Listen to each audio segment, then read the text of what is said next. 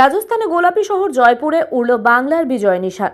সর্বভারতীয় স্তরের কঠিন প্রতিযোগিতায় দেশের বাঘা বাঘা প্রতিযোগীদের পেছনে ফেলে জুনিয়র মিস ইন্ডিয়ার খেতাব জিতে নিলেন মালদহের একাদশ শ্রেণীর ছাত্রী প্রিয়া ভৌমিক।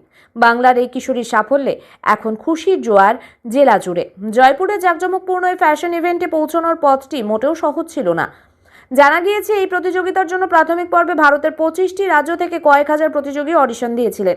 সেখান থেকে কঠোর বাছাই পর্বের মাধ্যমে সেরা 175 জনকে বেছে নেওয়া হয় গ্র্যান্ড ফিনালের জন্য।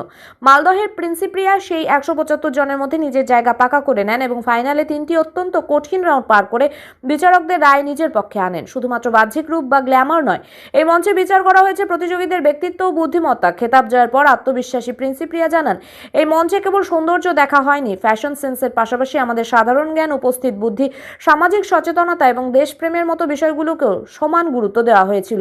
প্রতিটি ধাপে প্রিয়া প্রমাণ করেছেন যে তিনি কেবল রূপসী নন, তিনি একজন সচেতন নাগরিকও। প্রিয়া মালদহের একটি নামী ইংরেজি মাধ্যম স্কুলের একাদশ শ্রেণীর ছাত্রী। তার বাবা সুরজিৎ ভৌমিক পেশায় ব্যবসায়ী এবং মা পূর্ণিমা ভৌমিক গৃহবধূ। ছোটবেলা থেকে মডেলিং এবং গ্ল্যামার জগতের প্রতি প্রিয়ার আলাদা ঝোঁক ছিল। মা পূর্ণিমা দেবী দীর্ঘকাল ধরে বিভিন্ন সাংস্কৃতিক কর্মকাণ্ডের সঙ্গে যুক্ত থাকায় মেয়েকে তৈরি করতে তিনি বিশেষ ভূমিকা পালন করেন। মেয়ের গ্রুমিং থেকে শুরু করে মানসিক সমর্থন সবটুকুই তিনি সামলেছেন। প্রিয়া মনে করেন, পরিবারের এই অকুণ্ঠ সমর্থন আর বিশ্বাসই তাকে জাতীয় স্তরের মঞ্চে সেরা শিরোপা এনে দিয়েছে। জাতীয় স্তরের এই খেতাব জয়ের পর স্বভাবতই উচ্ছ্বসিত প্রিয়া, তবে পা মাটিতেই রাখছেন তিনি। তার ইচ্ছা, ভবিষ্যতে পড়াশোনা ঠিক রেখে মডেলিং জগৎকে এগিয়ে নিয়ে যাওয়া, পাশাপাশি সমাজসেবামূলক কাজে নিজেকে উৎসর্গ করতে চান মালদহের এই মিস ইন্ডিয়া।